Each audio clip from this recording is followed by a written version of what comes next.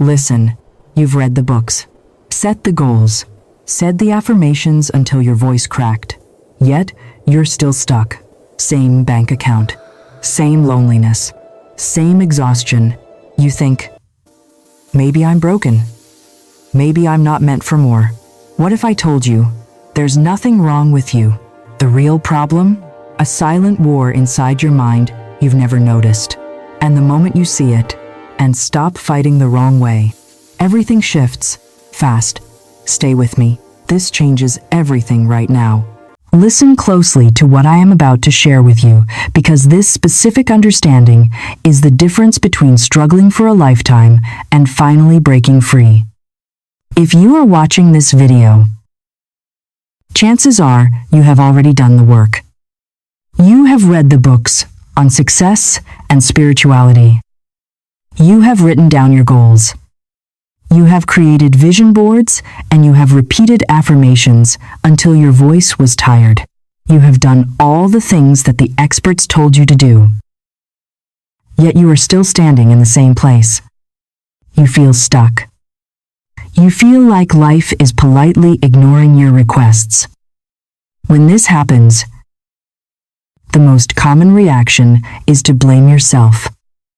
You start to think that you are broken or lazy. You think that perhaps you are cursed, or that you are simply not destined for the good things in life. I am here to tell you that this is a lie. There is nothing wrong with your capability, and there is nothing wrong with your desire. You are not failing because you lack faith or discipline. You are stuck because there is a quiet, invisible civil war happening inside your own mind. It is a tug of war that you were never taught to notice. But it is dictating every single result you get in life. To understand this war, we must look at the structure of your mind. You are not one single mind moving in one direction. You are a dual system. You have a conscious mind and a subconscious mind. Think of your conscious mind as the captain of a great ship. The captain is intelligent, logical, and visionary. The captain looks at the horizon and says, I want to go to the land of wealth. Or, I want to sail to the island of health and love. The captain gives the orders, but the captain does not steer the ship. The actual steering, the fueling, and the maintenance of the engines are done by the crew below deck. This crew is your subconscious mind. Here is the problem. The captain stands on the deck, screaming orders for a new destination. But the crew has not received the memo. The crew is working off an old map. They have been sailing the same route for 20 or 30 years. And they are loyal to that route. So while your conscious mind affirms, I am wealthy, your subconscious crew looks at the old map, which says we are people who struggle. And they keep steering you towards struggle. The captain shouts louder, using more willpower and more force. But the crew just locks the engine down. This is why you feel exhausted. You are fighting against your own internal machinery. The subconscious always wins in a battle against the conscious will. Not because it is smarter, but because it is stronger and it never sleeps. This brings us to the uncomfortable truth about why positive thinking often fails. Many of you have tried to use affirmations to change your life. You look in the mirror and say, I am a millionaire, or I am happily married. But immediately after you say those words, there is a sinking feeling in your stomach. There is a tightness in your chest. That physical sensation is your subconscious mind calling you a liar. When you affirm something that is too far from your current belief system, you trigger an internal conflict. Imagine you are in a room with a friend who knows you are broke, and you start shouting that you are rich. You would feel embarrassed and fraudulent. That is exactly what is happening inside your head. When you try to force a new reality over an old belief without addressing the root, you create what is called psychological resistance. The subconscious mind values truth and consistency above all else. If its truth is that life is hard, and you try to convince it that life is easy without first creating safety, it will fight you. It will actually push the wealth and success further away just to maintain its version of reality. This is why some people find that their lives actually get chaotic or worse when they first start spiritual work. It is not a sign of failure. It is the sound of the old beliefs fighting for their survival. We must go deeper than just the mind. We must talk about your biology. We must talk about your nervous system. Your nervous system has one primary job, and that job is not to make you a millionaire. It is not to make you famous or happy. Its job is to keep you alive. To the primitive part of your brain, survival is based on familiarity. What is known is safe, even if it is painful. What is unknown is dangerous, even if it is a paradise. Think of your mind like a well-meaning but overly dramatic bodyguard. This bodyguard has been with you since you were a child. If you grew up in an environment where money was scarce and people argued about bills, your bodyguard learned that scarcity is home. It learned that scarcity is survivable. Now, when you try to manifest abundance, the bodyguard looks at that new reality and sees the unknown. It thinks, we have never been there. We don't know the rules there. It might be dangerous. So, it slams on the brakes. This is why you self-sabotage. Self-sabotage is not you hurting yourself. It is your misguided bodyguard trying to save you. It protects you from the risk of failure, the risk of judgment, and the risk of responsibility. It pulls you back into the comfort zone of your old struggles because, to your nervous system, the devil you know is safer than the angel you don't know. You are not fighting against the world. You are fighting against a biological impulse that equates change with death. Now I must address something that might trigger you, but it is essential for your liberation. We often have a hidden addiction to our own suffering. Resistance is not just fear. Sometimes it is a form of identity. If you have been the hard worker, or the struggling artist, or the victim of circumstance for decades, who are you without that story? We often derive a secondary gain from our problems. Staying stuck protects us from the expectations of others. If you are struggling, people don't ask you for money. If you are lonely, you don't have to risk your heart being broken. If you are overwhelmed, you have a valid excuse not to pursue your greatest dreams. Resistance whispers to you that if you stay small, you stay safe. It tells you that if you succeed, you will be attacked or criticized. So, you unconsciously choose the pain of stagnation over the pain of growth. You might say you want to change, but your emotional body is addicted to the chemicals of stress. You have become so used to the adrenaline of panic and the cortisol of worry that peace feels boring. Peace feels suspicious. When things start going too well, you might find yourself picking a fight with your partner or overspending money just to create a little bit of chaos. Because chaos feels normal to you. This is the upper limit problem.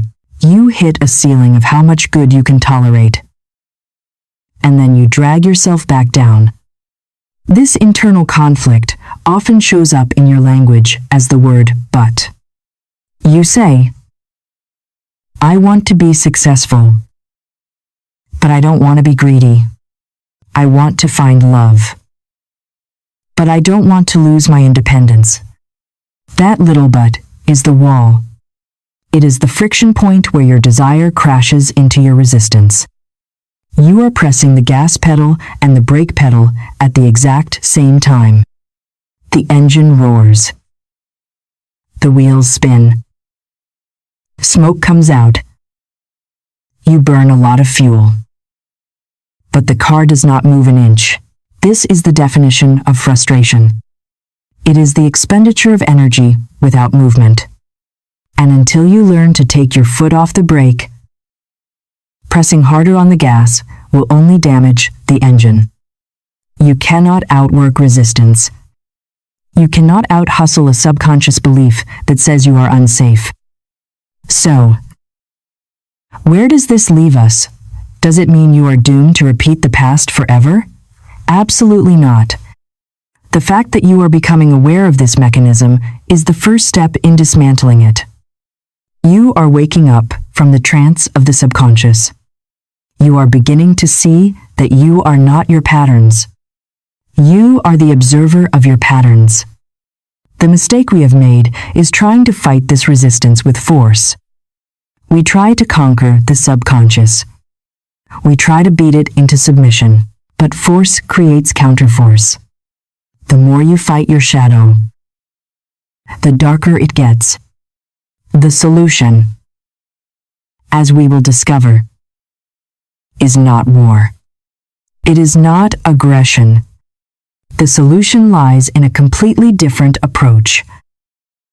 A spiritual law that Florence Scovel Shinn and the great mystics knew well. It is called the law of non-resistance. We are about to learn how to speak to that frightened bodyguard. We are going to learn how to update the map for the crew so that they steer the ship willingly toward your new destiny. We are going to move from a state of internal conflict to a state of internal agreement. Because when the captain and the crew agree, the ship moves effortlessly, and no storm can stop it. Now that we have exposed the hidden conflict inside your mind, we arrive at the most critical turning point of your journey. We have established that fighting your subconscious mind is a battle you will never win because your subconscious controls your biology, your emotions, and your automatic behaviors. If force is not the answer, then what is? The answer lies in a principle that is as old as the scriptures and as consistent as the laws of physics. It is called the law of non-resistance. You may have heard the phrase, resist not evil, for centuries. This has been misinterpreted as a command to be weak, to be a doormat, or to let people walk all over you. That is a dangerous misunderstanding. The law of non-resistance is not about weakness. It is about superior mechanics. In the physical world, if you punch a stone wall, your hand will break. But the wall will stand firm. Your aggression did not hurt the wall. It only hurt you. This is the nature of resistance. When you push against a problem with anxiety, fear, and anger, you are physically and energetically feeding that problem. You are giving it your life force. The spiritual law states clearly that what you resist persists, and it persists not to punish you, but because you are holding it in place with your focus. We must distinguish between two concepts that look similar on the surface but are opposites in their nature, which are force and power. Force is what you use when you are afraid. Force is the energy that says, I must make this happen, or else I will be destroyed. Force is tense. It is loud. It is exhausting. It is you trying to manipulate the outside world to soothe your inside world. Power, on the other hand, is still. Power is the energy that says, I know who I am. And I know that this situation must resolve itself in my favor. Resistance responds to permission, not force. Think about a Chinese finger trap. I am sure you have played with one of these woven tubes. You put your fingers in both ends, and if you try to pull your fingers out by force, the trap tightens. The harder you pull, the tighter it grips you. The panic sets in, and you pull even harder, and the trap becomes immovable. This is exactly what happens when you try to force a manifestation or force a problem to go away. You are pulling against the fabric of reality. The only way to release your fingers from the trap is to push in. You have to relax. You have to go in the direction of the trap, not against it. When you relax and push in, the trap expands, and your fingers slip out effortlessly. This is the physical demonstration of non-resistance. You must stop pulling against your current reality if you want to be free of it. To understand why this is so difficult for us, we need to revisit the structure of your desires. I mentioned earlier that every desire has layers. But let us perform a deep surgery on this concept. Every single thing you want, whether it is money, a relationship, or health, comes with a package deal. There are 3 layers to it. First is the desire itself, the shiny object you want. Second is the identity required to sustain that desire. And third, and this is the most important one, is the emotional cost of that new identity. Most people are like children standing outside a store window staring at the toy. They focus only on the desire. They say, I want the wealth. But they completely ignore the second and third layers. To be wealthy, you must have the identity of someone who is responsible, someone who can manage large energy, someone who is not addicted to being a victim. And the emotional cost might be that you can no longer complain about the economy with your friends. You can no longer bond with your family over how hard life is. You might have to leave your tribe. This is where the resistance lives. You want the money, but you do not want to pay the emotional cost of leaving your old identity behind. So you resist the transformation. You pray for the result, but you fight the process. The law of non-resistance requires you to accept the whole package. It asks you to look at the cost of changing your life and say, I am willing to pay this.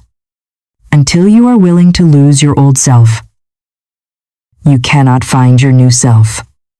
Resistance is simply your ego trying to haggle with the price of your own evolution. Many of you believe you are practicing non-resistance. But what you are actually doing is holding an armed truce. An armed truce is when you put down your gun, but you keep your hand on the holster. And you watch the problem with suspicious eyes. You say, okay, God, I am trusting you. But inside, you are checking your bank account every 5 minutes with a pounding heart. You are saying, I surrender. But your mind is screaming, why hasn't it happened yet? This is not surrender. This is manipulation disguised as faith. You are trying to trick the universe into giving you what you want by pretending to be calm. But you cannot fool the law. The law reacts to your vibration, not your acting skills. If you are pretending to not resist, you are still resisting. True non-resistance is a state of neutrality. It is looking at the debt, looking at the illness, looking at the loneliness, and removing your judgment from it. When you judge a situation as bad or hopeless, you clamp down on it. You freeze it in time. Non-resistance means looking at the situation and saying, this is here. It is what it is right now. I do not like it. But I will not argue with its existence. The moment you stop arguing with reality, you stop feeding it the energy of conflict. And because reality is fluid, the moment you stop freezing it with your judgment, it begins to move. It begins to change form. This is the alchemy of the spirit. You do not change reality by fighting it. You change reality by witnessing it without fear. Let's go deeper into why we resist. We resist because our struggles validate us. This is a hard pill to swallow. If you have been sick for 10 years, that sickness has become a part of how you relate to the world. It is how you get sympathy. It is how you lower expectations placed upon you. If you were to be instantly healed today, you would lose all those secondary benefits. There is a part of you that resists the healing because it is terrified of the vacuum that would be left behind. Who am I if I am not the sick person? Who am I if I am not the one who was betrayed? The law of non-resistance asks you to be willing to be a nobody. It asks you to be willing to have no story to tell. Are you willing to be happy and have nothing to complain about?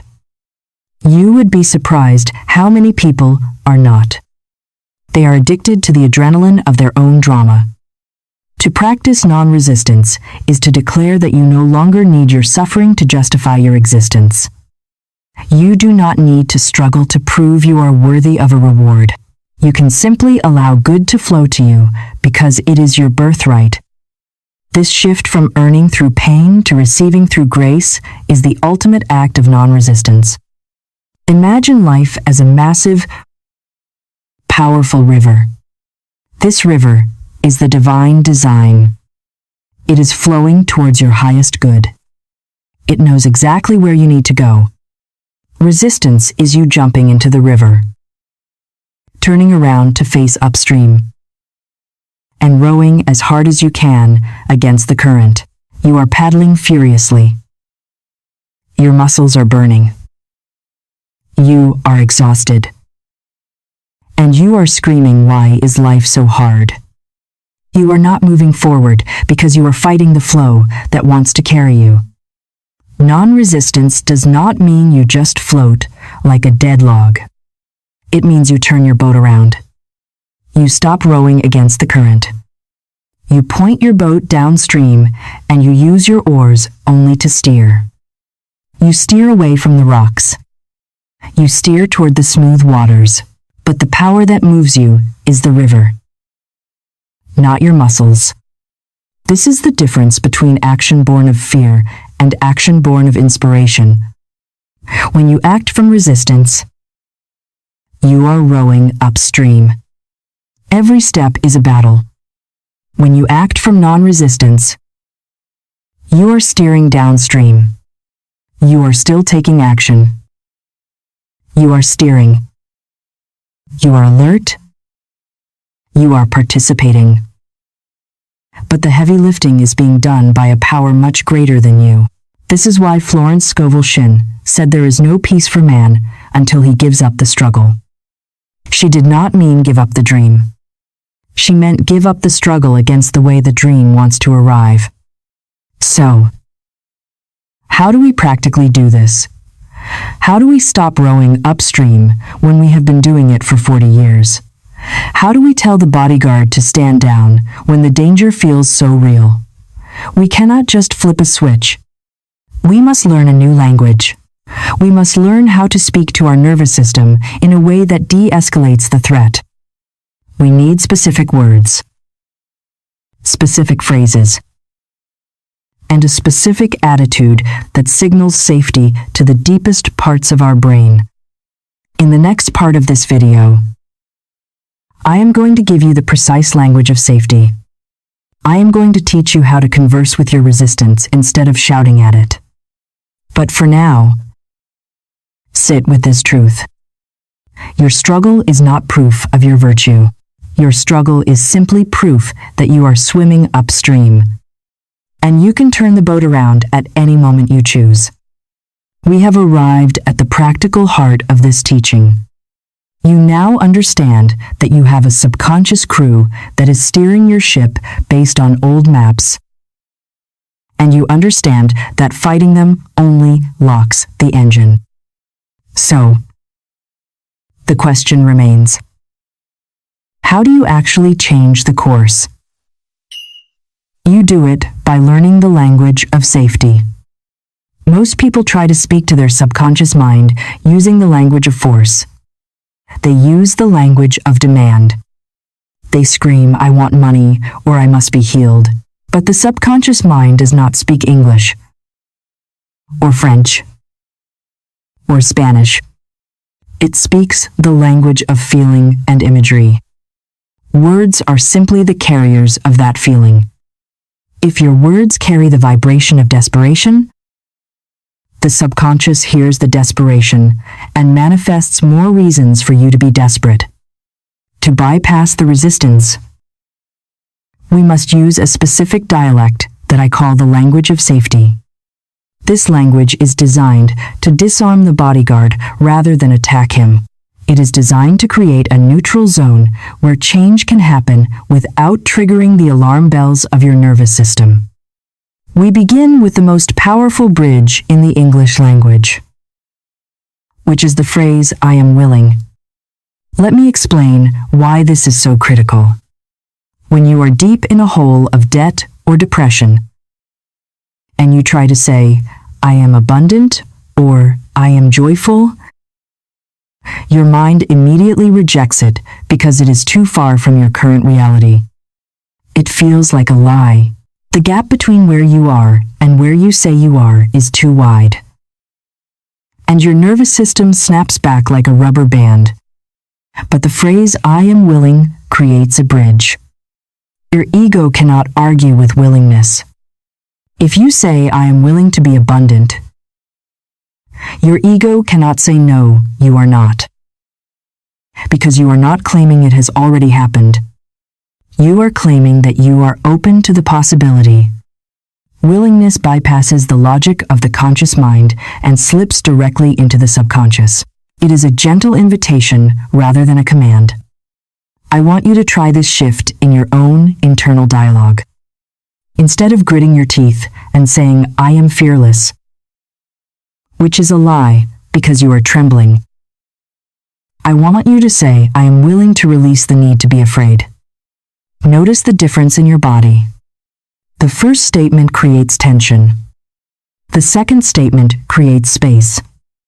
Instead of saying, "I am a millionaire right now," say, "I am willing to see new avenues of wealth open up for me." This tells your reticular activating system to start looking for opportunities rather than looking for threats. It changes your focus from what you lack to what is possible. Willingness is the spiritual solvent that dissolves the glue of your old limiting beliefs. It is the white flag that tells the war inside you to stop. Now we must move to the art of conversation. As I stated earlier, most people argue with their resistance. You wake up feeling anxious, and you immediately attack yourself. You say, "Why am I feeling this? I should be over this by now. What is wrong with me?" This is an attack. And when you attack yourself, your internal defenses go up. You must learn to converse with your resistance the way a wise parent converses with a scared child. When a child thinks there is a monster under the bed, the parent does not scream at the child for being stupid. The parent acknowledges the fear. You must do the same. When anxiety rises, instead of pushing it down, you must say, "I see you. I know you are trying to protect me. I acknowledge that you are scared." This simple act of acknowledgement is often enough to lower the intensity of the emotion by half. Once you have acknowledged the resistance, you use the language of permission. The ego loves control, but the spirit loves permission. The phrase I want you to master is I allow. Allowing is the antidote to forcing. When you force, you are operating from the belief that you are separate from your good and you must go out and hunt it down. When you allow, you are operating from the belief that your good is already here, surrounding you like the air, and you only need to stop holding your breath. I want you to practice saying, I allow myself to be supported. I allow money to come to me easily. I allow love to find me. Notice that when you say, I allow, your shoulders drop. Your jaw unclenches. This physical relaxation is the signal that you have switched from the sympathetic nervous system, which is fight or flight, to the parasympathetic nervous system, which is rest and digest. You cannot manifest your desires when you are in fight or flight mode, because in that mode, your body is prioritized for survival, not creation. Let us go deeper into the specific vocabulary of safety, because this is where the magic happens. Your nervous system is constantly scanning your environment, asking one question, am I safe? If the answer is no, it shuts down your creativity and your ability to see solutions. So, you must manually answer that question. When you are facing a bill you cannot pay, or a diagnosis that scares you, your automatic reaction is panic. In that moment, you must intervene with the language of safety. You place your hand on your heart and you say, I am safe to let this unfold. I am safe to trust the process, even though I do not see the solution yet. I am safe. By affirming safety, you turn off the emergency sirens in your brain. You bring your prefrontal cortex back online, which is the part of your brain responsible for problem solving and logic. You literally become smarter and more capable when you tell yourself you are safe.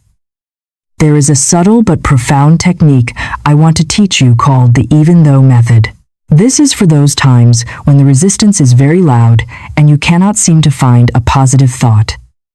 When you feel completely overwhelmed, do not try to force positivity. Instead, use the even though structure. Say to yourself, even though I feel terrified right now, I am willing to accept myself.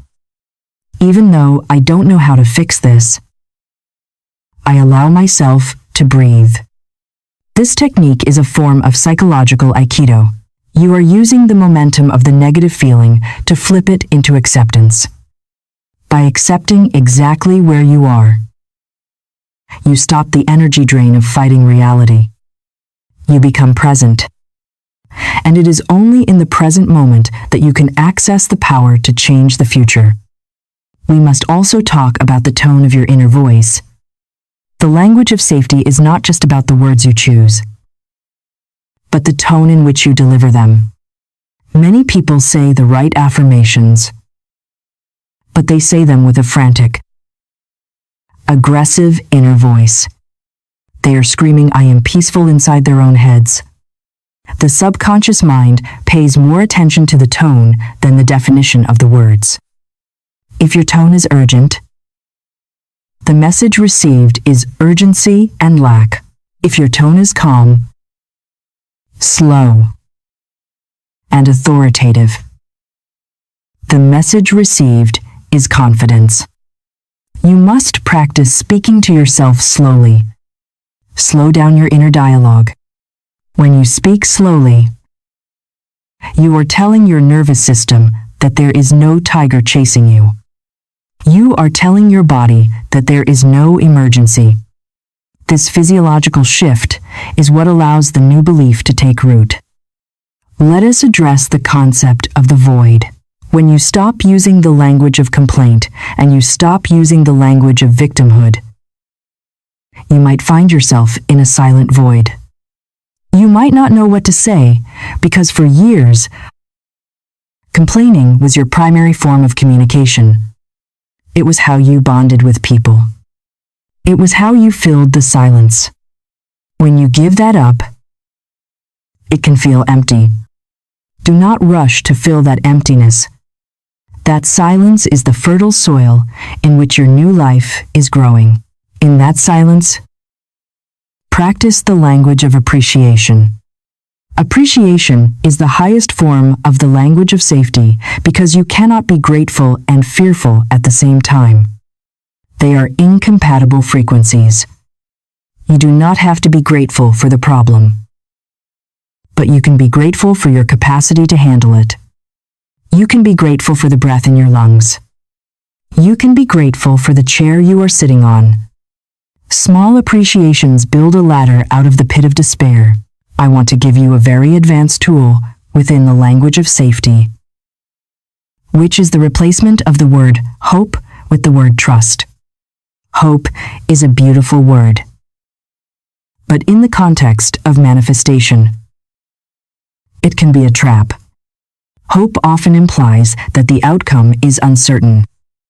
It implies that you are waiting for an external agent to save you. Trust is different. Trust is an active state of knowing. Instead of saying, I hope this works out, say, I trust that this is working out for my highest good. Trust puts you back in the driver's seat. It aligns you with the divine design. When you trust, you are not waiting, you are knowing. And knowing is the frequency of manifestation. Another critical aspect of this language is removing the timeline. Resistance feeds on clocks and calendars. The moment you say this must happen by Friday, you have introduced tension. You have introduced the possibility of failure. The language of safety removes the deadline. You say, I am willing for this to happen in the perfect time. I release the need to control the timing. This paradoxically speeds up the result because you have removed the friction of time anxiety. You are telling the universe that you trust its timing more than your own. This surrender of the calendar is one of the most releasing things you can do for your nervous system. Finally, we must integrate the body into this language. You cannot speak the language of safety while your body is braced for impact. You must check in with your physical vessel. Are your shoulders up to your ears? Is your stomach tight? Is your brow furrowed? As you speak these phrases of willingness and allowing, you must consciously soften the physical armor. Drop your shoulders. Open your hands. Unclench your jaw. The physical act of softening sends a biofeedback signal to the brain that confirms the truth of your words. Your body and your mind must speak the same language. When your words say I am safe and your body says I am relaxed, the subconscious has no choice but to accept the new program. So, to recap this practice, when you feel the tug of war begin, you stop. You do not fight. You acknowledge the fear with compassion. You use the bridge of willingness to move from impossible to possible. You use the command of allowing to open the gates of grace. You affirm your safety to bring your brain back online. You speak slowly and with authority, and you soften your body to match your words. This is not something you do once. It is a lifestyle. It is a new way of interacting with your own consciousness. At first, it will feel like you are learning a foreign language. You will stumble. You will forget.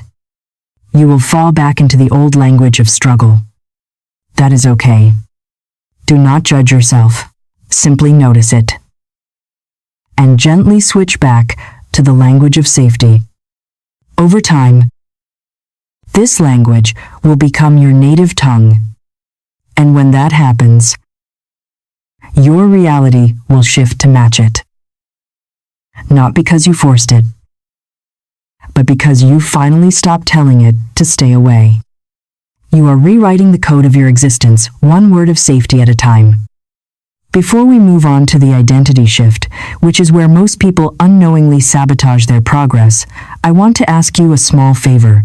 If you are finding relief in these words, if you feel your nervous system finally relaxing, please take a second to click the like button and subscribe to the channel. By doing this, you are not just helping me, you are signaling to the YouTube algorithm that people are ready for a message of peace rather than fear. You are helping to spread this language of safety to someone else who might be crying in their room right now. Desperate for an answer, let's build a community here that operates on trust, not force. Thank you. Now, let's talk about why change feels so scary. We have now arrived at the most treacherous and misunderstood part of your transformation. This is the phase where most people quit, turn back, and convince themselves that this spiritual work does not work. You have identified the conflict. You have stopped fighting. And you have started speaking the language of safety. By all logic, your life should immediately become a paradise of peace and abundance. But for many of you, the exact opposite happens. You start doing the inner work, and suddenly your external world seems to fall apart. You lose your job, your relationship ends, you get sick, or you simply feel a wave of anxiety so profound that it makes you want to crawl back into bed and hide. You look at this chaos and you say, I must be doing it wrong. I am here to tell you that you are not doing it wrong. You are doing it right. This chaos is not a sign of failure. It is a sign of reorganization. You are undergoing what I call the identity shift.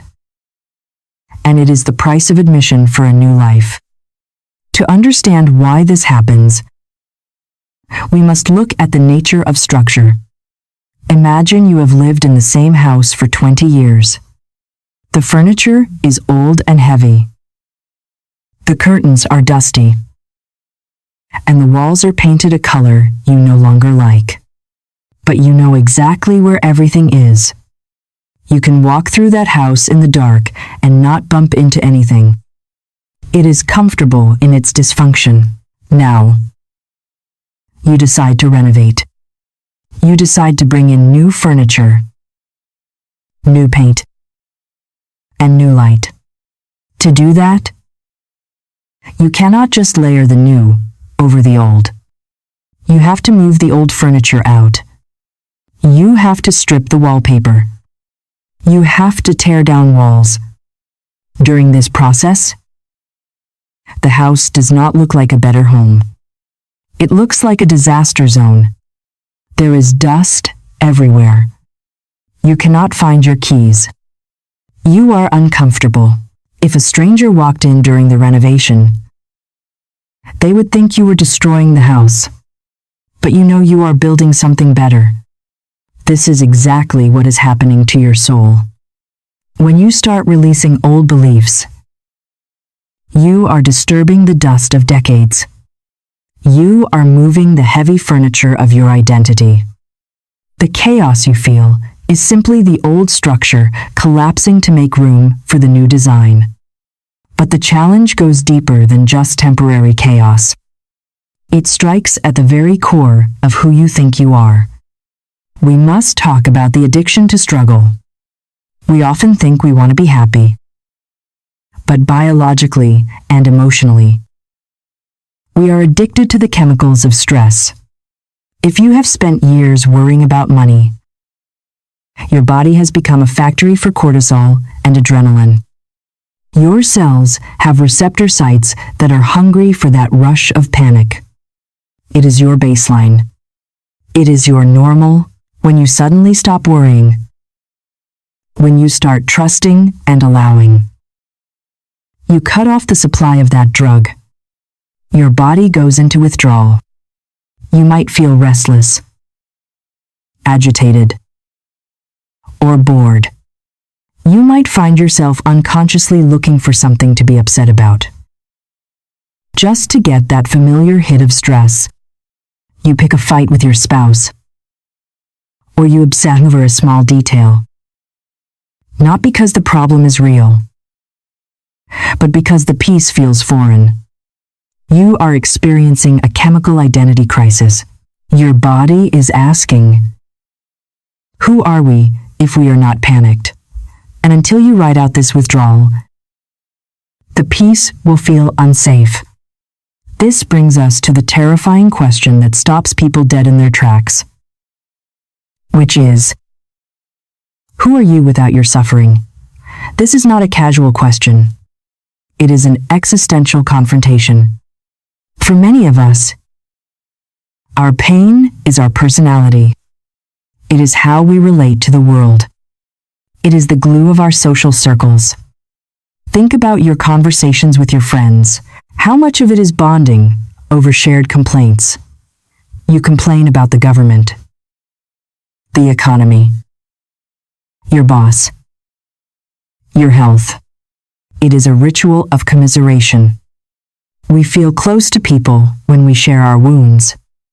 Now, imagine you are completely healed. Imagine you have overflowing abundance and perfect health. Suddenly, you cannot participate in those conversations anymore. You cannot sit around the table and complain. You become an outsider. You might feel a deep, primitive fear of being exiled from the tribe. This is why resistance screams so loudly when you get close to a breakthrough. It is telling you that if you become too successful, you will be alone. It is the tall poppy syndrome internalized. You shrink yourself back down to fit in with the people you love, choosing belonging over becoming. We also have to face the death of the victim archetype. The victim is a seductive role. It is heavy. Yes. But it comes with perks. When you are the victim, you are not responsible. If your life is a mess because of the economy, or your parents, or bad luck, then it is not your fault. You get to be innocent. You get to be the martyr. You get sympathy and attention. People treat you gently, but the moment you claim your power, the moment you say, I am the creator of my reality, you lose the right to blame. You lose the right to pity. You have to stand up and own your results.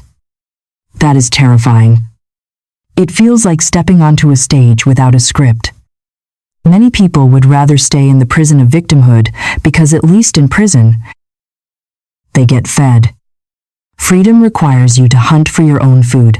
The identity shift is the process of walking out of that prison cell, blinking in the sunlight, and realizing you have to build your own life from scratch.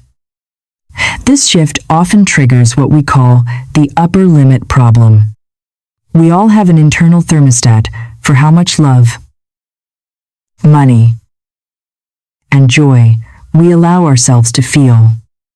When things get too good, when we exceed our thermostat setting, we subconsciously turn down the temperature. We sabotage ourselves. You finally get the money you wanted, and you immediately lose it or spend it on an emergency. You finally meet the perfect partner, and you start acting jealous and insecure until you drive them away. Why do we do this? Because the new level of happiness feels unfamiliar. And to the primitive mind, unfamiliar equals unsafe. We sabotage our success to return to the level of struggle where we feel comfortable. We would rather be right about our unworthiness than be happy in a way that contradicts our self-image.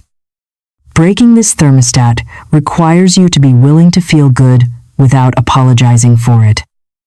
It requires you to expand your capacity for joy, which can actually be physically uncomfortable at first because you are stretching the vessel of your soul. There is also the phenomenon of the void, between the death of the old self and the birth of the new self. There is a hallway. In this hallway, nothing is happening. The old doors have closed, but the new doors have not yet opened. This is the winter of the soul. You have let go of the toxic relationship, but the new love has not arrived. You have quit the soul-sucking job, but the new career has not materialized. You are standing in the void. Most people panic here. They think nothing is working. They rush back to the old toxic situation because even a painful something feels better than a silent nothing. But you must understand that the void is not empty. It is pregnant. It is the womb of creation. In this silence, the universe is recalibrating your energy. It is preparing the stage for the new act. If you fill this void with panic or busy work, you abort the process. You must learn to sit in the hallway and trust that the door will open. You must be willing to be in the I don't know phase without forcing an answer. Let us talk about the grief of change. Even positive change involves loss. When you marry, you lose the freedom of being single. When you succeed, you lose the privacy of anonymity. When you grow, you lose the comfort of your old limitations. We rarely talk about grieving the old self, but it is necessary. You have to say goodbye to the version of you that survived the trauma. That version of you protected you. It did its best. It kept you alive. You should not hate your old self or your old resistance.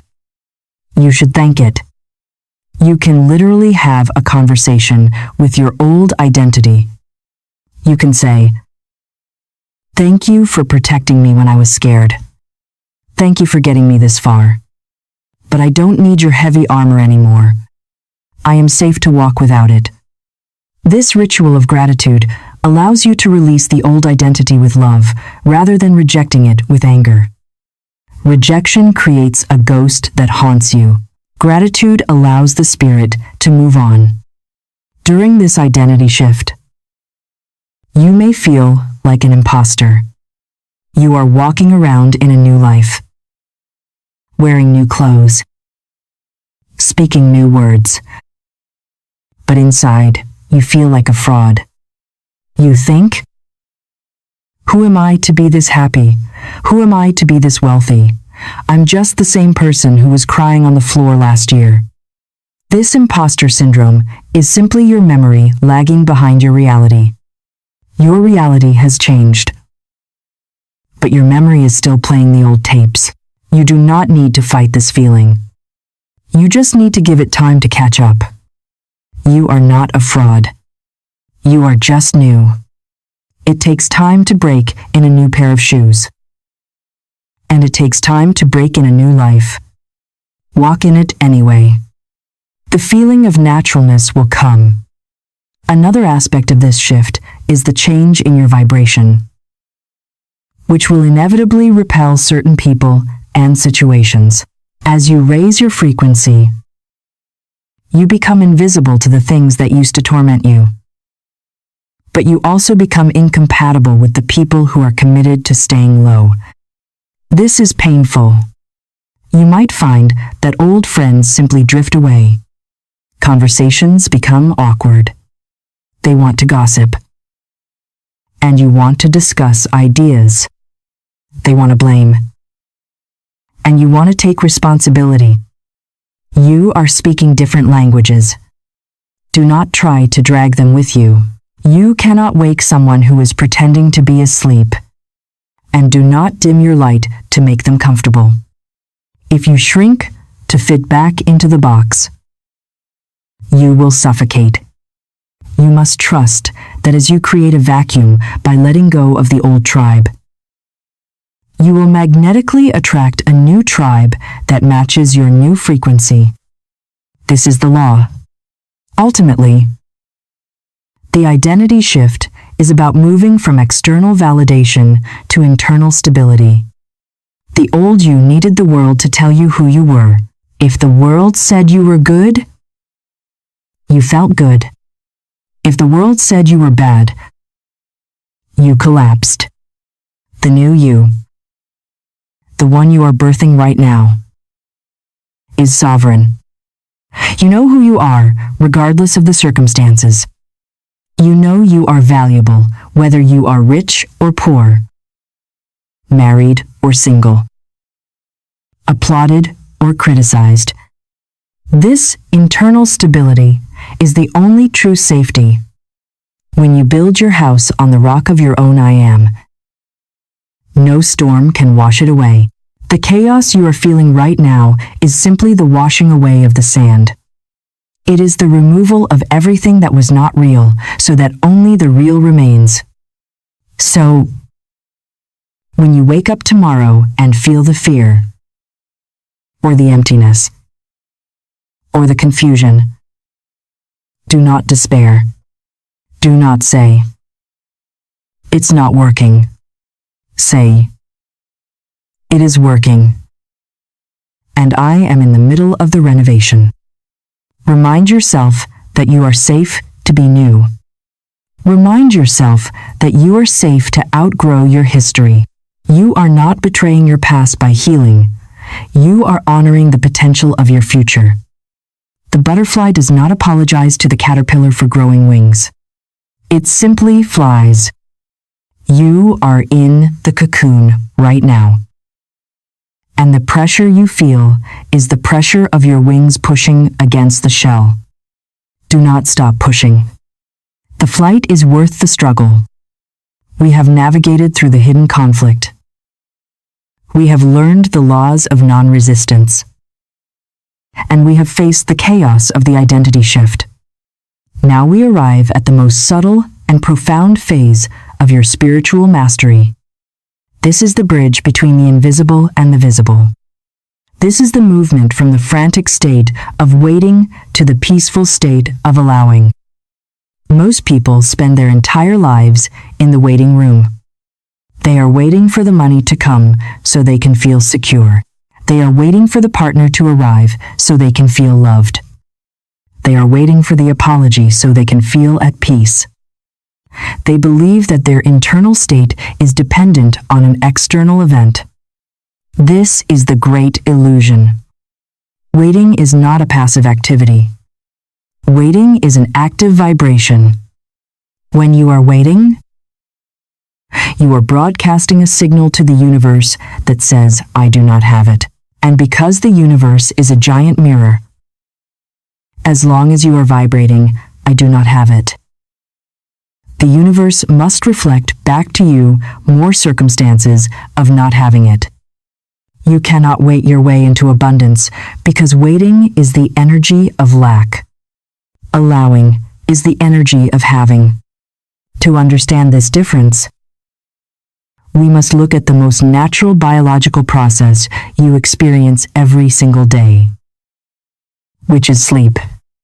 Consider the act of falling asleep. It is the perfect metaphor for manifestation. You cannot force yourself to sleep. You can buy the best mattress. You can darken the room. You can drink the tea. And you can lie in the perfect position, but you cannot command the sleep to come. In fact, if you try to force it, if you lie there thinking, "I must sleep right now, or else I will be tired tomorrow," what happens? You become more awake. Your heart rate increases. The anxiety builds. The harder you try to grab the sleep, the further it runs away from you. Why? Because effort implies resistance. Effort implies that there is a problem. Sleep is a natural state that only arrives when you let go of control. It arrives when you stop trying to make it happen and simply create the conditions for it to happen. You have to surrender your consciousness to the process. Manifestation works exactly the same way. You can do the affirmations and the vision boards, which is like buying the mattress and darkening the room. But then, you must let go. You must stop checking the clock. You must stop worrying about whether it is coming. You must trust that the sleep of your desire will overtake you when you stop fighting for it. Most of you are insomniacs in your spiritual life. You are lying in the bed of your reality, eyes wide open, staring at the ceiling, demanding that the universe bring you your desire right now. And the universe is waiting for you to close your eyes and trust. The state of allowing is that moment just before you drift off. You are not doing anything. You are not demanding anything. You are simply available. This word availability is the key that unlocks the door. You do not need to fight for your good. You just need to be available for it. Resistance is unavailability. When you are cynical, when you are bitter, when you are frantic, you are unavailable. You have a sign on your door that says, "Do not disturb. The blessings are knocking." But you are too busy arguing with your doubts to hear them. Let us speak to the skeptic inside of you, because I know he is there. The skeptic stands with his arms crossed, eyebrows raised, looking at this teaching with suspicion. He says this sounds too easy. He says, "I will believe it when I see it." The skeptic prides himself on being logical. He thinks he is protecting you from disappointment. But I want you to understand that skepticism is not intelligence. Skepticism is a defense mechanism. It is a suit of armor you put on because you were hurt in the past. You hoped for something. It didn't happen. And you felt foolish. So you decided that you would never be fooled again. You decided that you would reject everything until it was proven. But here is the metaphysical trap. You cannot see what you are not looking for. The skeptic filters out miracles because they do not fit his worldview. He is like a radio tuned to a station of static, complaining that there is no music. The music is there. The broadcast is happening, but his receiver is broken. You must be willing to suspend your disbelief. You do not have to be gullible, but you must be open. You must say to the skeptic, "I know you are trying to keep me safe from disappointment, but you are also keeping me safe from magic. I am willing to be wrong about my limitations." This brings us to the trap of waiting. Waiting is painful. It is a low-level hum of anxiety.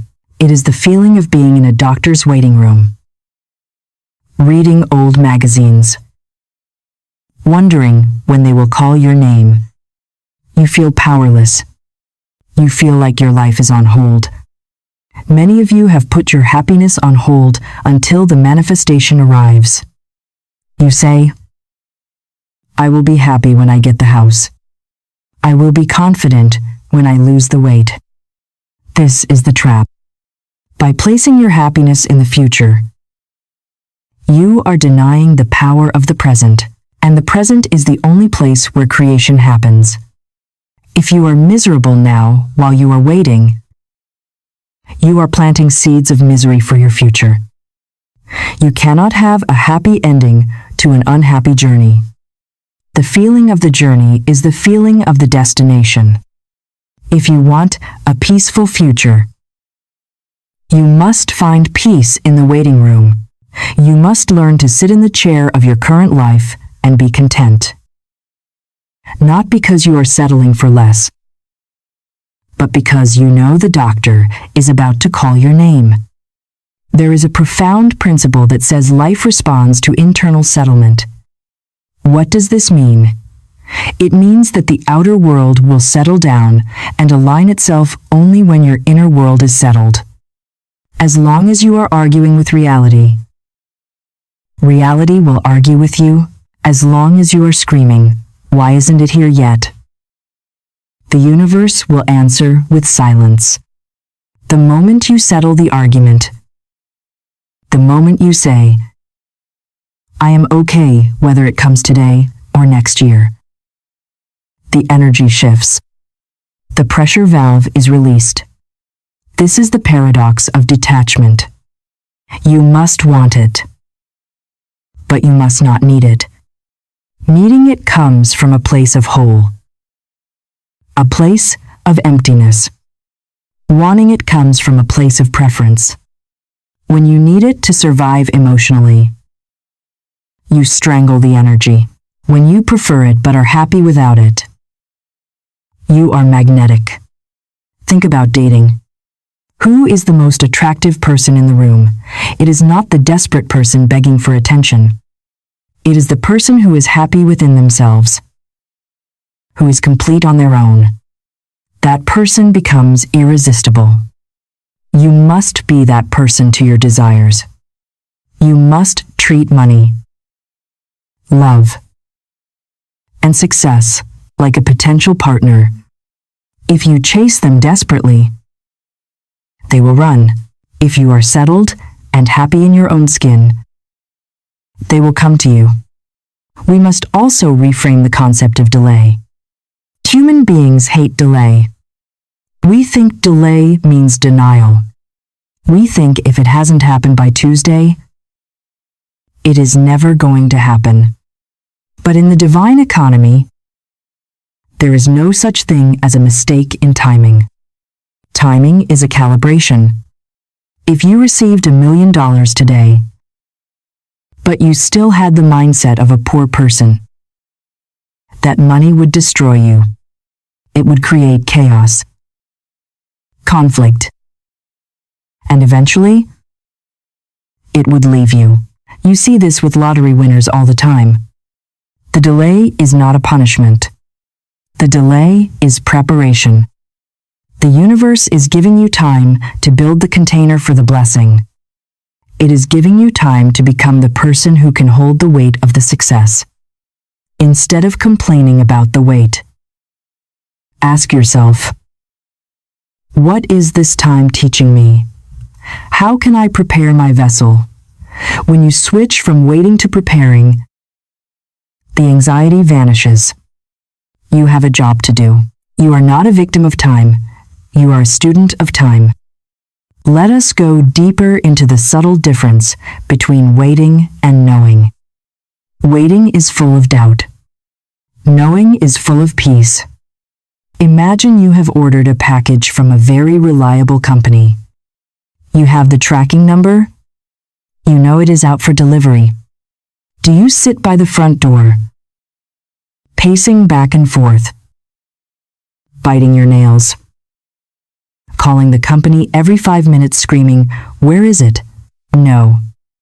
You go about your day. You do your laundry. You cook dinner. You might even forget about it for a few hours. Why? Because you know it is coming. The deal is done. The order is processed.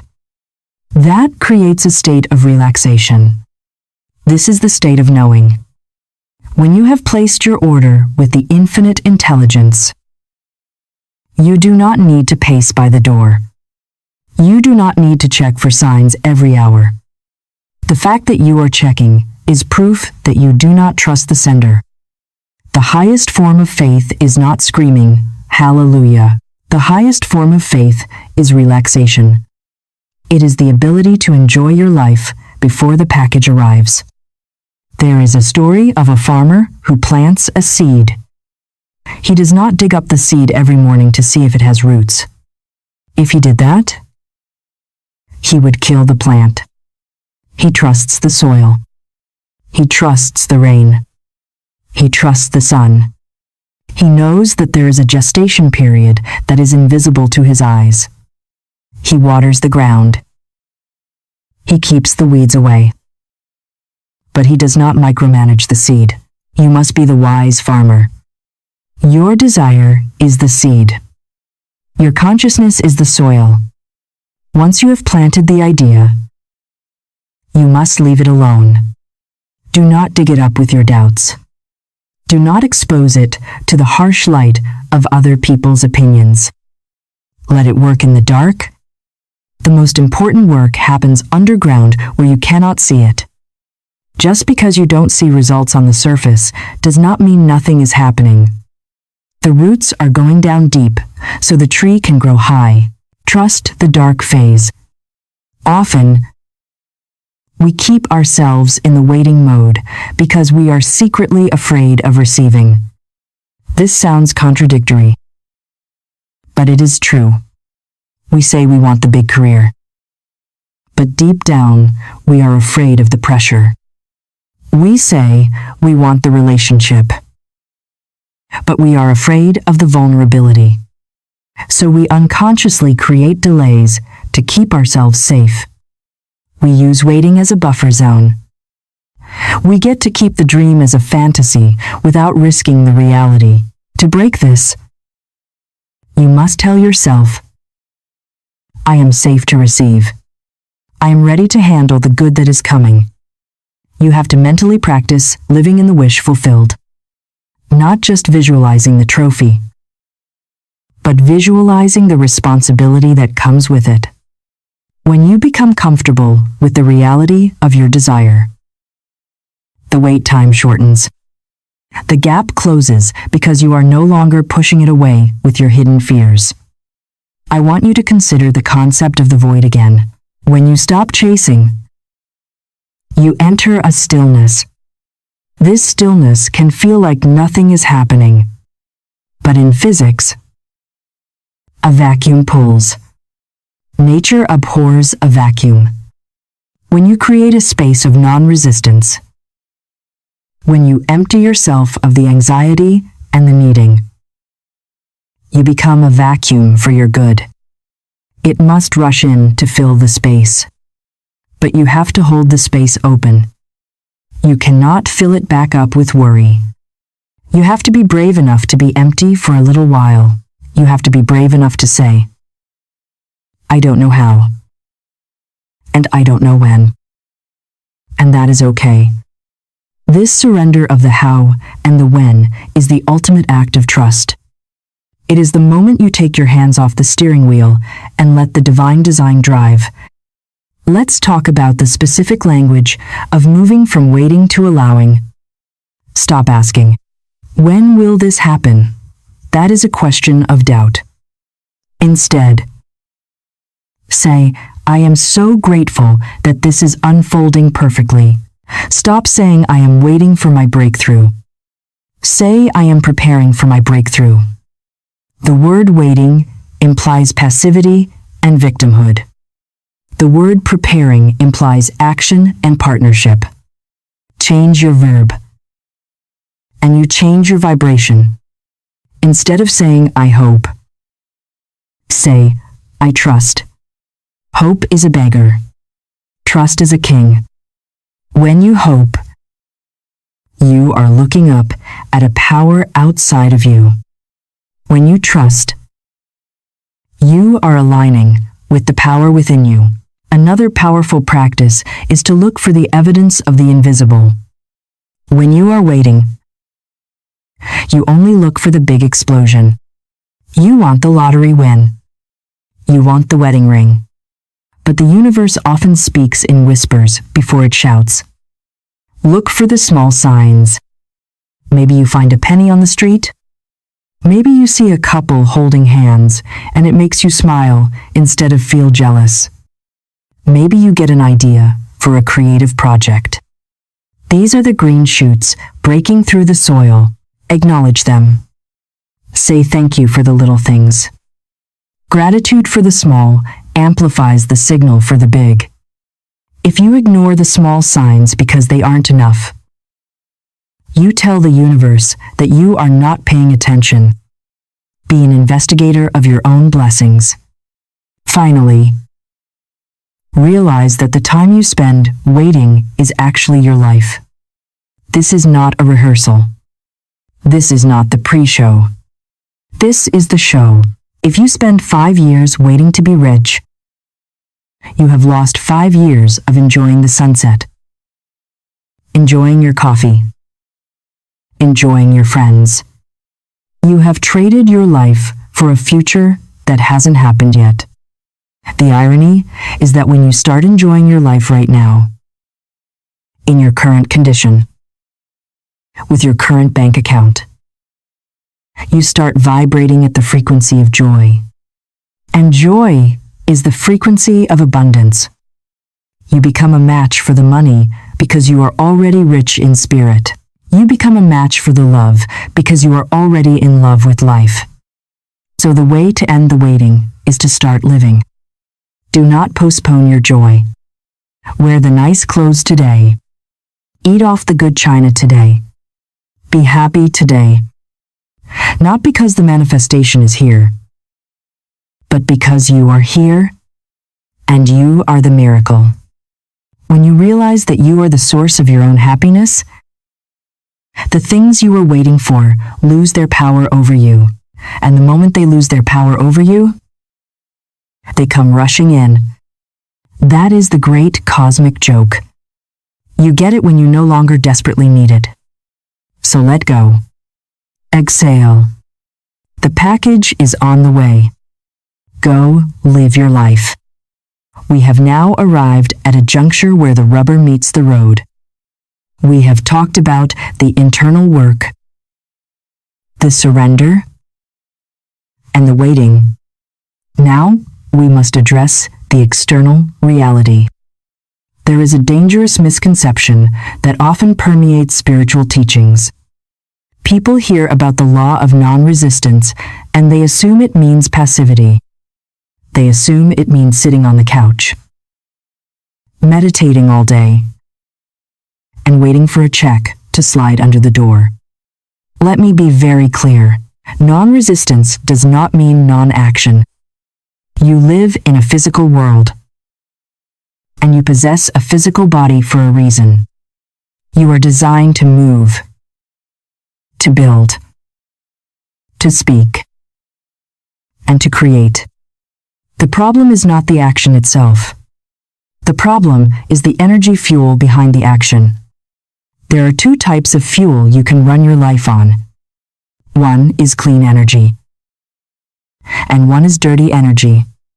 The dirty energy is fear, desperation, and the need to prove your worth. When you take action using this fuel, you pollute the result. You might get the outcome, but you will arrive at the finish line exhausted, bitter, and sick. The clean energy is inspiration, service, and joy. When you take action using this fuel, the action itself renews you. You can work for 12 hours and feel more energized at the end than when you started. This is what we call action without exhaustion. To understand the difference, imagine a man who has fallen into a deep lake and does not know how to swim. He thrashes. He screams. He kicks the water violently. He is expending a massive amount of energy. He is working harder than anyone else in the lake. But is he getting anywhere? No. He is drowning. Now, imagine a professional swimmer right next to him. The swimmer moves with long, smooth strokes. He works with the water, not against it. He is expending far less energy. But he is moving across the lake with speed and grace. Resistance is the thrashing. Alignment is the swimming. Many of you are thrashing through your careers. You are thrashing through your relationships. You tell yourself that because you are tired, you must be making progress. You wear your burnout like a badge of honor. You think that if you are not suffering, you are not working hard enough. This is the lie we are going to dismantle today. We must differentiate between inspired action and desperate action. Desperate action always comes from a feeling of lack. You send 20 emails in 1 hour because you are terrified you won't make the sale. You text your partner 5 times in a row because you are terrified they are leaving you. The underlying vibration is, I don't have this, so I must force it. The universe feels this vibration. When you chase something out of desperation, it runs away from you. It is a law of energetics. Energetically, you become a hunter, and your desire becomes the prey. The prey always runs from the hunter. Inspired action is different. It comes from a place of overflow. You write the book because the idea is so good you cannot keep it inside. You make the call because you genuinely want to help the client. You go on the date because you are curious and excited, not because you are lonely. The physical action might look exactly the same on the outside. You are still sending the email. You are still making the call. But the internal frequency is opposite. One repels. The other attracts. How do you know which one you are doing? You look at how you feel immediately after the action. This is your litmus test. If you take an action and you feel drained, resentful, or anxious afterwards, that was forced action. Your body is telling you that you just swam upstream. If you take an action and you feel relieved, excited, or simply peaceful, that was inspired action. Your body is telling you that you are in the flow. Before you send that text, before you launch that project, pause and check your gut. Is there a knot of fear in your stomach? If yes, stop. Do not act from that place. Step away. Breathe. Get yourself back into a state of safety and trust. Then, and only then, do you take the action? A delayed action taken from peace is infinitely more powerful than a rushed action taken from panic. Now, we must confront a deep psychological barrier that blocks most people from true abundance. It is the fear of ease. This sounds counterintuitive. You say, of course, I want it to be easy. But deep down, your programming says otherwise. We are conditioned by a society that worships struggle. We are taught no pain, no gain. We are taught that money earned without sweat is dirty or lazy. We are taught that relationships that don't have drama are boring or not passionate. So when things start to become easy, when the money flows in without a crisis, when the love is calm and kind, a subconscious alarm goes off. You feel guilty. You feel like you are cheating the system. You feel like an imposter. Because of this guilt, you unconsciously manufacture problems. You sabotage the ease because you don't believe you deserve it. You think that if you haven't suffered for it, you cannot keep it. This is a poverty mindset disguised as a work ethic. You must rewrite the definition of value. Value is not measured by how much you suffered to create it. Value is measured by the joy and service it brings to the world. A musician can write a hit song in 10 minutes of pure flow. Does that make the song less valuable than one that took 10 years of torture to write? No. In fact, the song written in flow often resonates more because it carries the vibration of ease. You must give yourself permission to do things the easy way. You must affirm, I am willing to let this be easy. I release the belief that struggle proves my worth. When you accept ease, You become efficient. You stop wasting energy on unnecessary battles. You become a conduit for grace. Let's talk about the art of receiving. This is the final piece of the puzzle. You can do all the inner work. You can take the inspired action. But if you do not know how to receive, you will block the delivery at the very last second. Many people are excellent givers, but terrible receivers. When someone gives you a compliment, what do? Do you say, "Thank you," and let it land? Or do you deflect it? Do you say, "Oh, this old shirt? It was on sale," or "Oh, it was nothing"?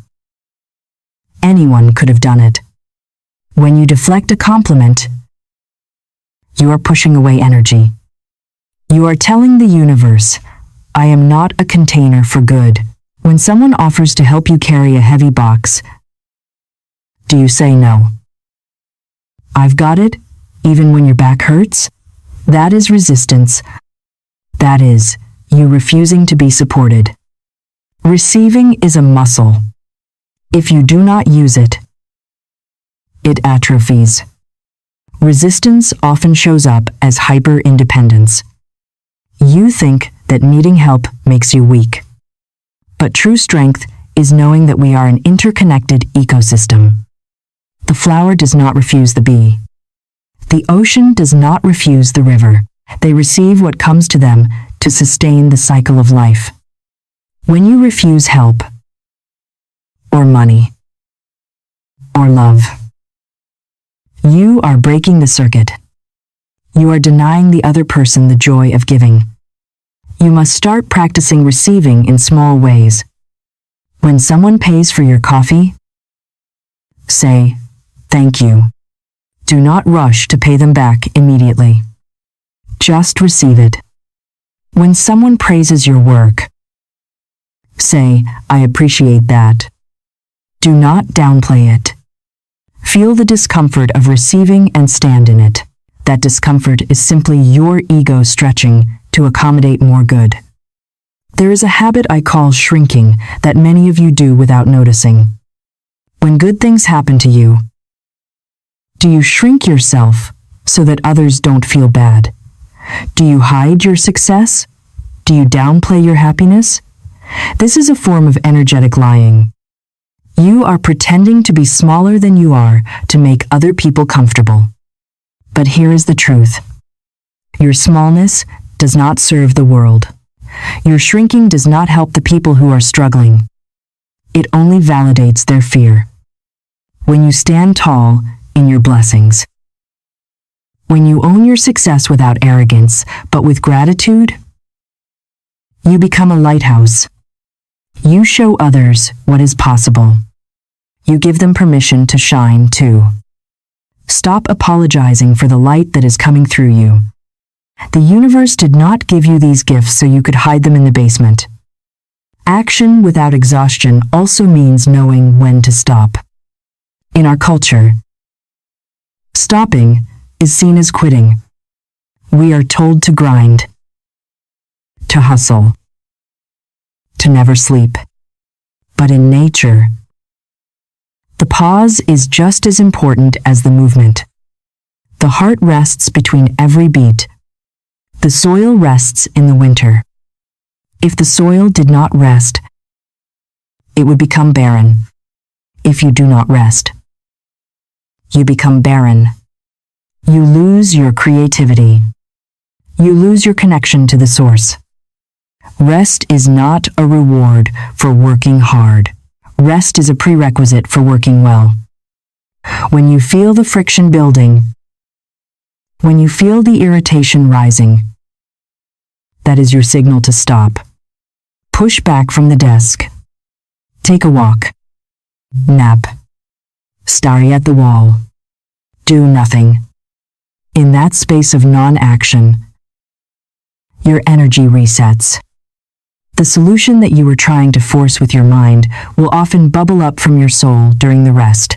You will accomplish more in 1 hour of aligned action after resting than you would in 10 hours of grinding while exhausted. We must also discuss the concept of detach from the fruit.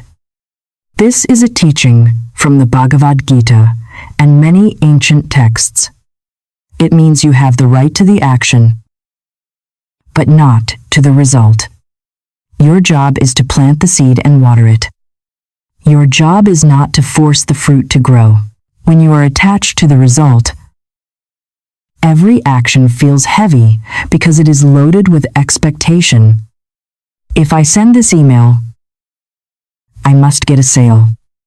If I go on this date, we must get married. This pressure kills the flow. It makes you stiff and awkward. When you detach from the result, you can play. You can experiment. You can send the email just to see what happens. You can go on the date just to meet a new human being. Paradoxically, when you play, you are more attractive. You are more successful. The result comes faster when you don't have a stranglehold on it. Act for the joy of the action itself. Create for the joy of creating. Let the outcome take care of itself. Consider the metaphor of the archer. The archer puts all his focus into his stance, his breath, and the drawing of the bow. He aims with precision, but the moment he releases the arrow, his job is done. He cannot fly next to the arrow and steer it. He cannot scream at the arrow to hit the target once it leaves the bow. It belongs to the wind and gravity. It belongs to the laws of physics. You are the archer. Your inspired actions are the arrows. Put your heart into the preparation. Put your love into the release. But once you take the action, let it go. Do not run after the arrow. Trust that your aim was true and that the universe will guide it to the bullseye. If it misses, you simply draw another arrow and adjust your aim. You do not beat yourself up. You just shoot again. This is the lightness of being that creates mastery. Finally, action without exhaustion requires you to trust your own rhythm. Everyone has a different rhythm. Some people are sprinters. They work in intense bursts and then rest. Some people are marathon runners. They go at a steady, slow pace for a long time. The world tries to tell you there is only one way to work, usually the 9-to-5 constant grind. But if you are a sprinter trying to run a marathon, you will burn out. If you are a night owl trying to join the 5 a.m. club because a guru told you to, you will be miserable. Honor your own biology. Honor your own energy cycles. When you work with your natural rhythm, the friction disappears. You are not fighting yourself. You are riding the wave of your own energy. There is no moral superiority in waking up early or staying up late. The only morality is alignment. Find what works for you and unapologetically protect it. So, as we close this section on action, I want you to scan your life. Where are you pushing? Where are you white-knuckling the steering wheel? Where are you engaging in the busy work of anxiety? I invite you to drop the oars. Stop rowing upstream. Turn your boat around. Wait for the impulse that feels like excitement. Wait for the idea that feels like light. And when it comes, act on it immediately. Not with fear, but with the playful curiosity of a child. Receive the support that shows up. Accept the ease that is offered. And remember, you are not here to toil. You are here to demonstrate the ease of a life lived in partnership with the infinite. The struggle is optional. The grace is guaranteed. We have journeyed together through the landscape of your inner world. We have exposed the invisible wall of conflict. We have learned the language of safety. And we have practiced the art of allowing. But knowledge alone is not power. Knowledge is potential power. It only becomes kinetic when you apply it. You can listen to 1,000 lectures on swimming. You can understand the physics of buoyancy perfectly. But until you get in the water, you are not a swimmer. I do not want this to be just another video you watch. Nod your head to. And then forget as you scroll to the next distraction. I want this to be the moment the trajectory of your life actually changes. To ensure that we are not going to end with a theory. We are going to end with a contract. I am inviting you into a specific, tangible experiment that will prove to you, not logically but experientially, that life is listening to you. I call this the 7-day force versus allow challenge. Why 7 days? Because the mind can handle 7 days. If I told you to change your entire personality forever, your bodyguard would panic and shut you down. But if I tell you it is just an experiment for 1 week, your curiosity is piqued. You can do anything for 7 days. This week is not about fixing your life. It is not about manifesting $1 million by Friday. It is about breaking the addiction to struggle. It is about interrupting the automatic pattern of resistance that has been running in the background of your operating system for decades. For the next 7 days, your only job is to become a detective of your own energy. You are going to monitor your internal state with the precision of a scientist. Here is the practice. You are going to carry a single question with you everywhere you go. Like a compass in your pocket. That question is, am I forcing or am I allowing? You will ask this when you wake up and reach for your phone. Am I forcing myself to engage with the world out of fear of missing out? Or am I allowing myself to wake up slowly? You will ask this when you are writing an email. Am I forcing this outcome with aggressive energy? Or am I allowing the communication to flow? You will ask this when you are stuck in traffic. Am I forcing the cars to move with my anger? Which is impossible.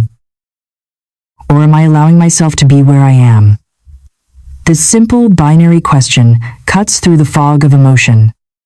It brings you instantly back to the present moment. Force feels like tightness, heat, urgency, and a leaning forward.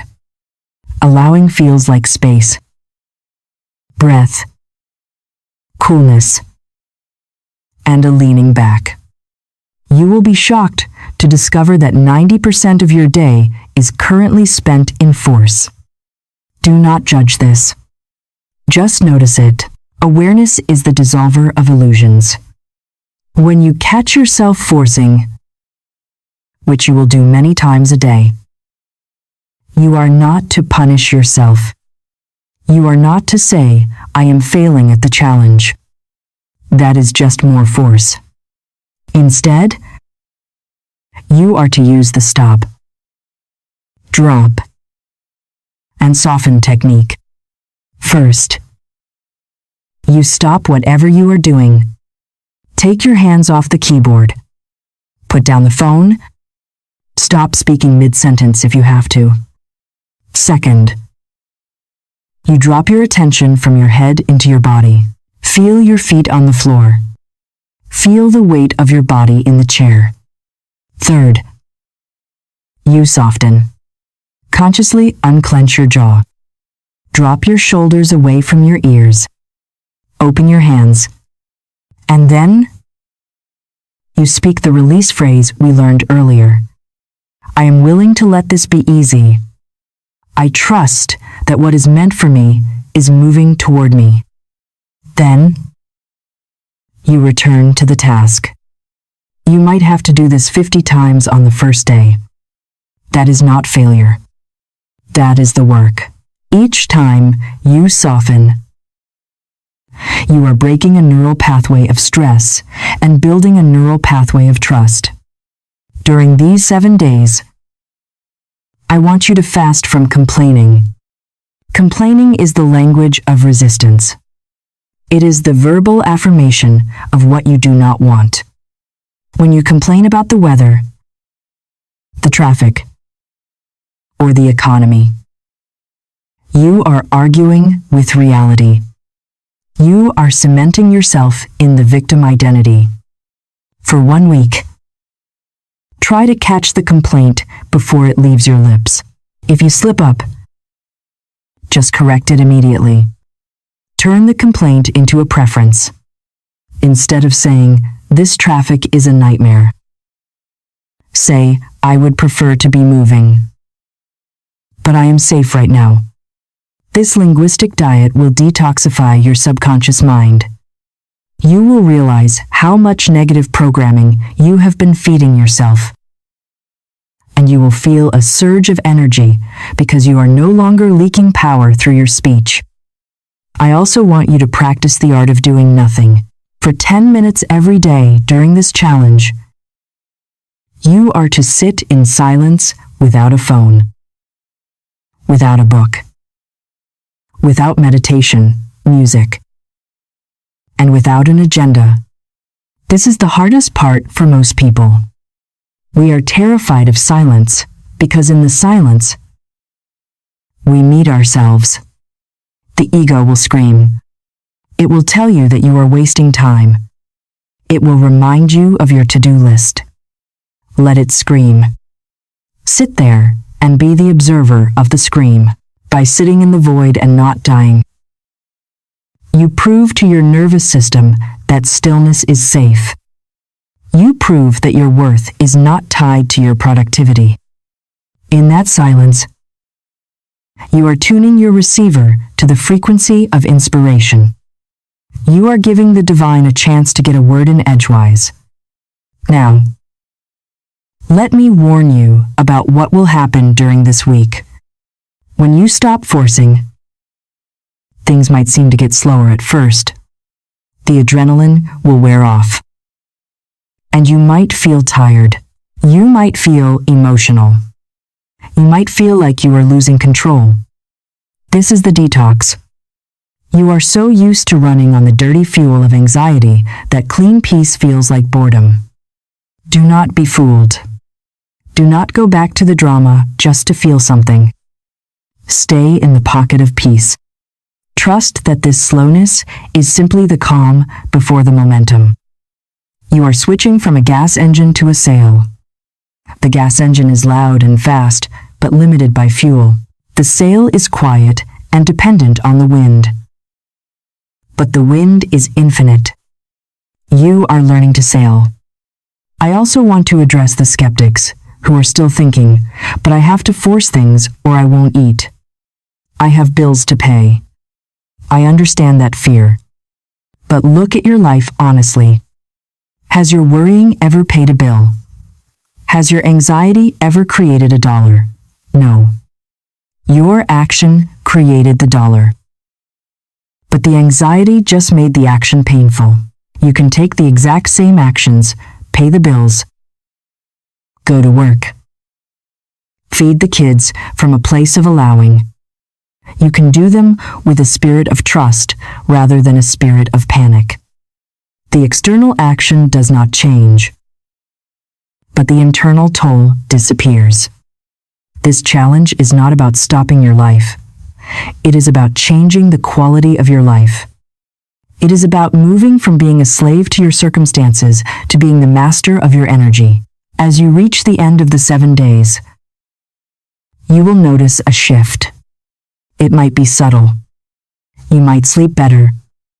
You might find that a difficult person in your life suddenly becomes nicer, or simply disappears from your orbit. You might get an unexpected idea or a small windfall. These are the boomerangs returning. The game of life is a game of boomerangs. What you send out returns. When you send out force, you get resistance. When you send out peace, you get flow. Once you taste this flow, you will not want to go back. You will realize that the struggle was never a requirement. It was a habit. And like any habit, it can be broken. This brings us to the conclusion of our journey together. We started by acknowledging the invisible wall, the tug of war between your conscious desire and your subconscious fear. We realized that you are not broken. You are just conflicted. We learned that the way to dissolve the conflict is not to fight the darkness, but to turn on the light. We learned to speak to our inner bodyguard with the language of safety, assuring it that we are ready for the new life. We faced the identity shift, the scary process of letting go of who we were to become who we are.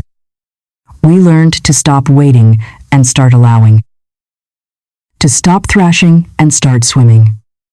And now, you have the tools to practice this every single day. You are standing at a threshold. You can click away from this video and go back to your old way of operating. You can go back to fighting, pushing, and blaming. That path is familiar. It is well worn, but you know where it leads. It leads to more of the same. Or you can choose the path of non-resistance. It is a quieter path. It requires more trust, but it is the only path that leads to true freedom. It is the path where you stop chasing the butterflies and you build a garden so they come to you. You are the architect of your existence. Your word is your wand. Your imagination is your workshop, and your emotions are your fuel. I want you to remember that this is a practice, not a destination. You will not be perfect. You will fall back into fear. You will catch yourself trying to control things. That is okay. The goal is not perfection. The goal is correction. The moment you notice you have fallen, you have already risen. The moment you say, I am willing to see this differently, the miracle has already begun. Be patient with yourself.